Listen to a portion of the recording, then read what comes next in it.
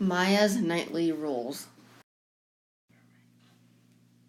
Sometimes the alarm is set and sometimes it's off. Jared, Linda, and Eden know how to use the alarm. I don't need to worry. Sometimes I hear my clock ticking. I can learn to ignore it.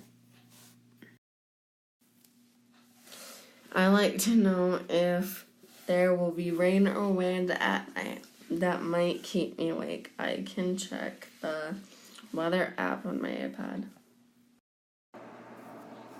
Sometimes I worry that I will stop breathing at night while I sleep.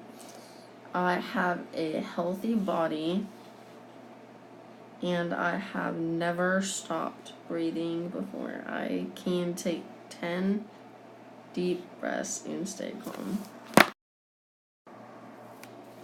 Sometimes I worry that there will be a party with loud music that will keep me awake. I don't need to worry because parties have to end at 10 o'clock in my neighborhood. This is my room. It is my special place. It is safe and comfortable. When I go to bed, I can relax by reading or watching TV. When I'm ready to sleep, I don't need to bother my parents. All as well. Nighty night.